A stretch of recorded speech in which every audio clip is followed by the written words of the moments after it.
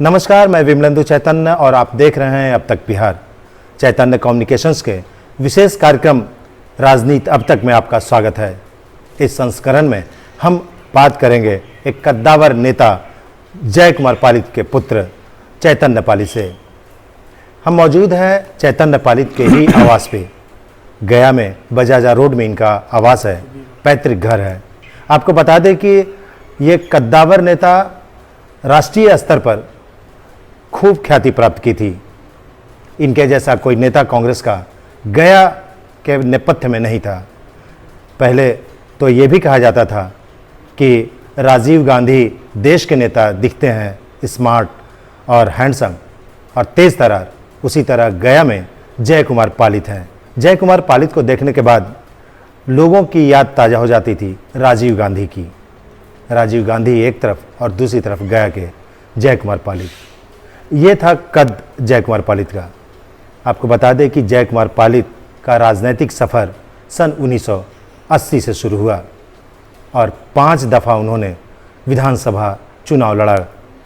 इस 5 दफ़े विधानसभा चुनाव के दौरान उन्होंने 2 बार मजबूत उपस्थिति दर्ज की गया विधानसभा क्षेत्र से प्रतिनिधित्व करने का। आपको बता दें कि सन 1980 में उन्होंने चुनाव लड़ा कांग्रेस से, उसका 85 में, फिर 90 में, 95 में और फिर सन 2000। 5 दफ़ा चुनाव लड़ने के दौरान इन्होंने कांग्रेस का दामन अंतिम समय उस वक्त छोड़ा जिस वक्त उन्हें लगा कि शायद अब बिहार का परिदृश्य चेंज होने वाला है, लेकिन उनका दिल कांग्रेस में ही रहा। कुछ पल के लिए तो लोगों को भी लगा कि जय कुमार पालित जैसे कद्दावर कांग्रेस के नेता कैसे राजद में चले गए, लेकिन उस समय की परिस्थिति थी, यूपीए का गठबंधन था, राजद की सीट पे उन्होंने यहाँ से चुनाव लड़ा। ये तो सफ़र था जय कुमार पालित का। और आप चलिए उनके दूसरे जनरेशन में तेज तर्रार युवा नेता चैतन्य पालित, जो बड़े पुत्र हैं जय कुमार पालित के, इनका थोड़ा सा ब्रीफ आपको हम कर देते हैं। इन्होंने अपने राजनीतिक सफ़र की शुरुआत 5 वर्ष पूर्व की थी। 2017 में इन्होंने ऑल इंडिया प्रोफेशनल कांग्रेस के बिहार से अध्यक्ष चुने गए और 2019 में इन्होंने मैनिफेस्टो कमेटी बिहार प्रदेश कमेटी की सदस्यता इन्हें मिली। सन 2020 में कांग्रेस की राष्ट्रीय अध्यक्ष सोनिया गांधी ने नेशनल सोशल मीडिया टीम का गठन किया, जिसमें चैतन्य पालित को नेशनल कोऑर्डिनेटर बनाया। चैतन्य पालित ऑल इंडिया प्रोफेशनल कांग्रेस के तहत बिहार के 38 जिलों में उन्होंने संगठन का संगठनात्मक संरचना मजबूत की। कई राजनीतिक कार्यक्रम मगध क्षेत्र में इन्होंने किए, जिसमें प्रमुख तौर पर नारी सुरक्षा पर इन्होंने इंदिरा शक्ति मिर्ची स्प्रे जैसे कार्यक्रम भी आयोजित किए। इसके अलावा मगध मीट का आयोजन किया, जिसमें मुख्य अतिथि बिहार प्रभारी एआईसीसी के गोयल थे, शक्ति सिंह गोयल। इन्होंने होली मिलन जैसे कार्यक्रम भी आयोजित कर सांप्रदायिक सौहार्द का परिचय दिया। गया वैसे भी गंगा जमुनी तहजीब का शहर माना जाता है। इस कार्यक्रम में मुख्य अतिथि पूर्व केंद्रीय मंत्री एवं राज्यसभा सदस्य अखिलेश सिंह थे। ये था छोटा सा परिचय जय कुमार पालित के पुत्र चैतन्य पालित का। हमारे साथ मौजूद हैं बात करने के लिए राजनीति अब तक में चैतन्य पालित। चैतन्य पालित हमारे साथ मौजूद हैं और इनसे हम सीधे बात करेंगे कि विधानसभा चुनाव सर पे है, क्या तैयारी है, कैसे चुनाव की तैयारी कर रहे हैं, क्या विधानसभा चुनाव में ये अपनी उपस्थिति दर्ज करने के लिए क्या क्या इन्होंने सोचा है। चैतन्य जी, आपका स्वागत है। धन्यवाद। हमारे कार्यक्रम राजनीति अब तक में बहुत बहुत धन्यवाद। बड़ा ही समृद्ध आपका इतिहास है जी। हम समझते हैं कि उस कद को आगे बढ़ाते हुए कुछ आपने सोचा है विधानसभा 2020 में चुनाव के संदर्भ में, कुछ बताना चाहेंगे? सर्वप्रथम तो मैं आपका धन्यवाद देता हूं कि आपके चैनल में ये मौका मिला अपनी बातों को रखने का। साथ ही साथ मैं कहना चाहूँगा कि अभी जो देश में कोरोना काल चल रहा है, उस समय अभी हम लोग राजनीति से बढ़ के कांग्रेस पार्टी हर जगह समाज सेवा का काम कर रही है। हमारा लक्ष्य अभी चुनाव तो दूर की बात है, पहले हमारा है कि हम इस कोरोना काल से अपनी जनता को कैसे कैसे मदद पहुंचा सकें। दूसरी बात, रही बात चुनाव की, तो जिस तरह से हर दल ने अपनी अपनी तैयारी की है, संगठन को मजबूती प्रदान करने का नेतृत्व दायित्व हमें पार्टी की तरफ से मिला है, उसको हम लोग आगे बढ़ाएंगे। आपको जान के खुशी होगी कि आज से करीब 1-1.5 महीने पहले कांग्रेस की डिजिटल मेंबरशिप का प्रोग्राम लॉन्च किया गया बिहार में, जिसके अंतर्गत हम लोगों ने व्यापक स्तर पे कांग्रेस से और कांग्रेस की विचारधारा से गया शहर विधानसभा क्षेत्र में लोगों को जोड़ने का काम किया है, जिसके अंतर्गत आज बिहार में गया शहर में से नंबर 2 की स्थिति में है। इतने कार्यकर्ता कांग्रेस की सदस्यता ली है और इसको हम चाहते हैं कि अपना हमारा गया शहर विधानसभा जो है, इसकी जो सदस्यता है वो बिहार में टॉप करे, उसके लिए हम लोग प्रयासरत हैं।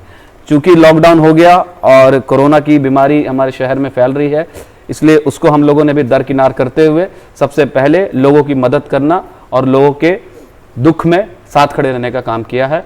तो इसको करते हुए हम लोग आगे बढ़ रहे हैं। ये तो हुआ कोरोना काल के जी, वक्त जी। जो राजनीतिक सफ़र जी लोग तय कर रहे हैं। जी लेकिन जो आने वाला वक्त होगा, कोरोना काल से बाहर लोग जी, निकलेंगे जी। और फिर एक आम जीवन लोग जिएंगे। जी। क्या योजनाएं हैं आपकी राजनीति में? चूँकि आपके पुराने इतिहास भी रहे हैं, आप स्वयं कांग्रेस के कई कद्दावर नेताओं का साथ भी आपको मिला है। जी जी आपके परिवार में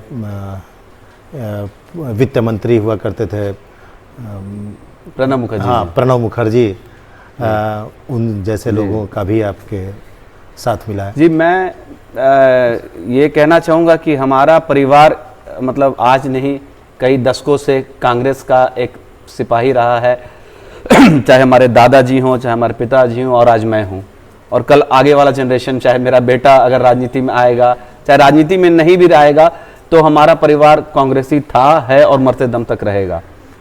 जहाँ तक बड़े नेताओं का सवाल है, जो पूर्व राष्ट्रपति, उस समय के वित्त मंत्री और कई जो पूर्व में मुख्यमंत्री और प्रधानमंत्री रहे हैं, रिसेंटली शशि थरूर साहब, बिहार कांग्रेस के अध्यक्ष माननीय डॉक्टर मदन मोहन झा जी, शक्ति सिंह गोहिल साहब, वीरेंद्र राठौर जी और कई गद्दावर नेता का शुभ पैर हमारे घर पे पड़ा है और हम लोगों ने हमेशा कांग्रेस का झंडा उठाने में गौरव महसूस किया है और उस चीज़ को हम लोग हमेशा आगे बढ़ाएंगे।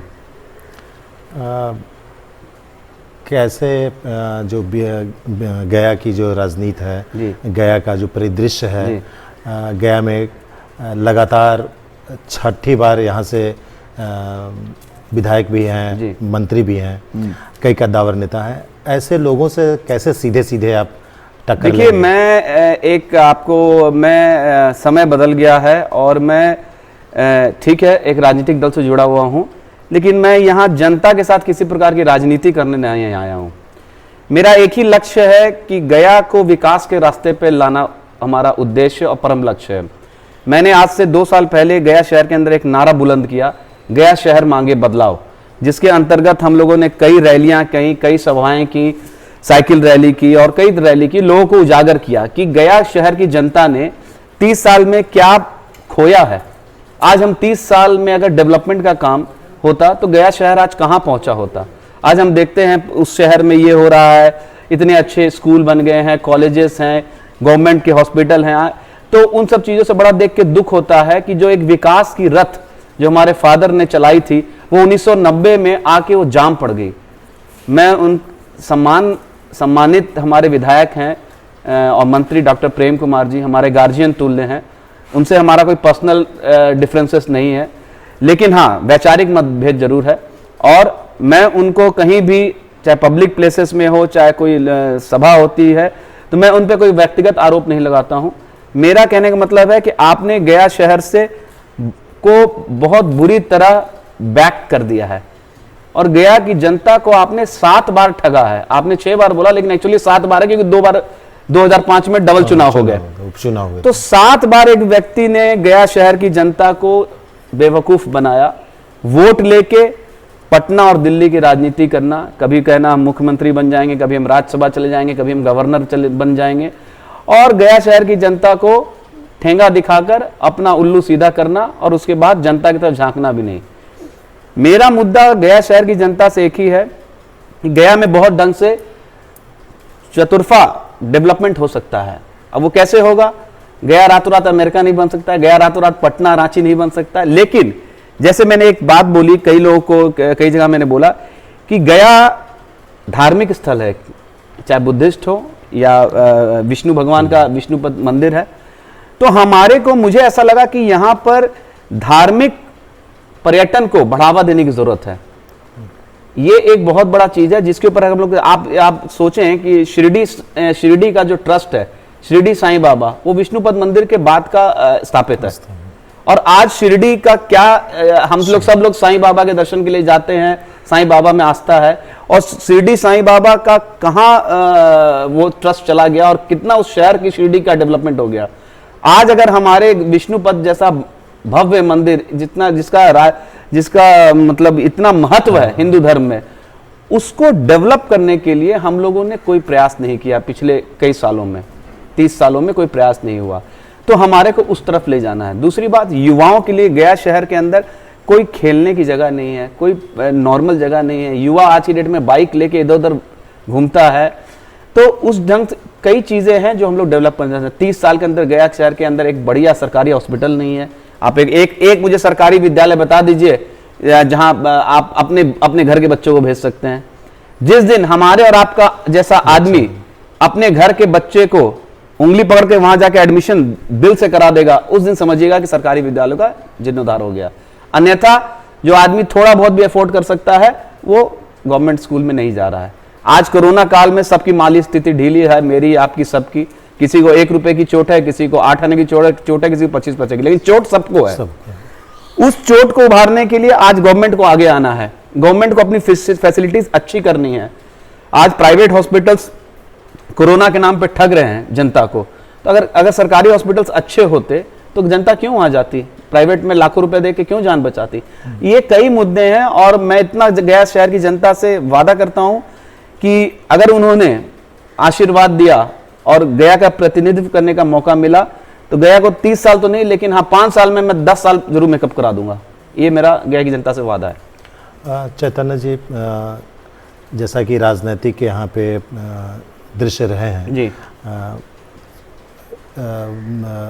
जो कहा जाता है कि कास्ट बेसिस पे भी एक अलग है, राजनीति के आधार पे, पार्टी के आधार पे, जात के आधार पे बिहार नहीं पूरे देश में एक समीकरण बनता है जिसके तहत लोग वोट कास्ट करते हैं।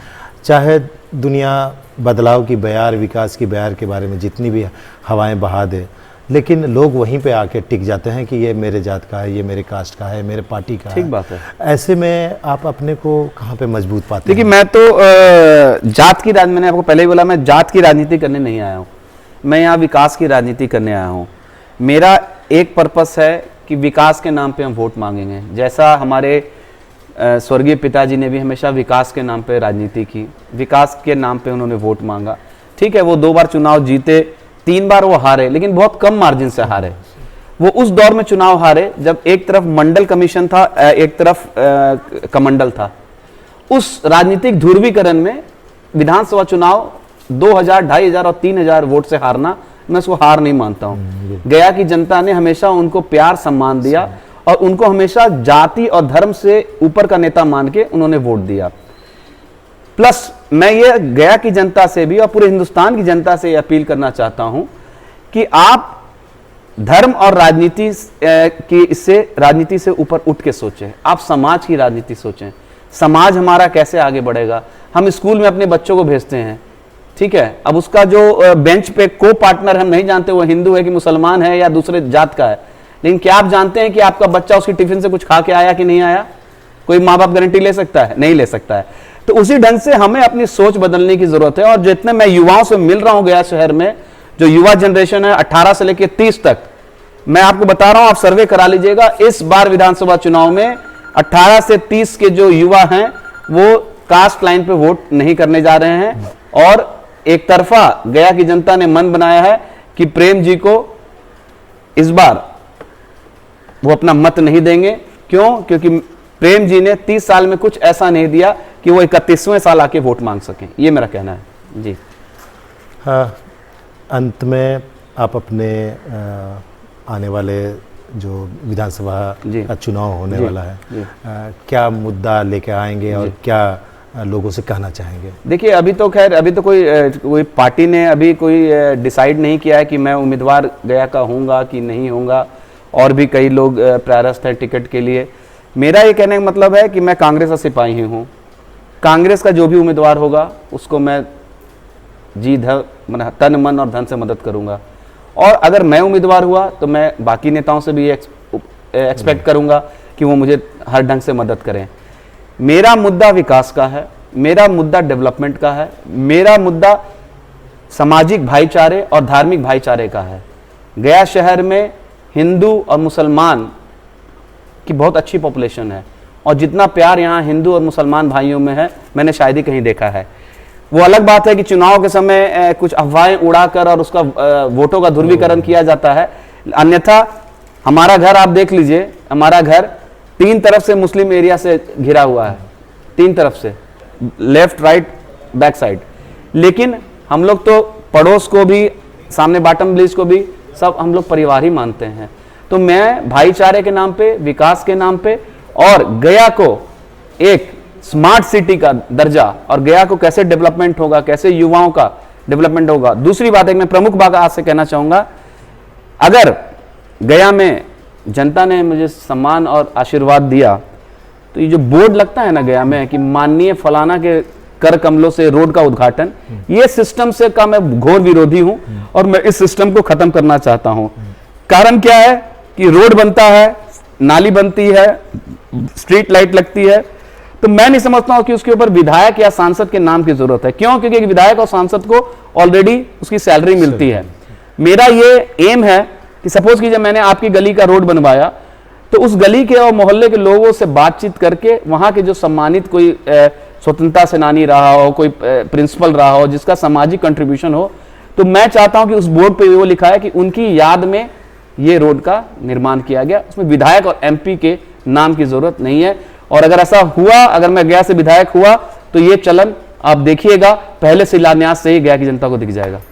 अभी हम बात कर रहे थे चैतन्य पालित से। चैतन्य पालित की सोच, विचारधारा से आप अवगत हुए। जैसा कि इन्होंने बताया कि विश्व प्रसिद्ध यहाँ विष्णुपद मंदिर है।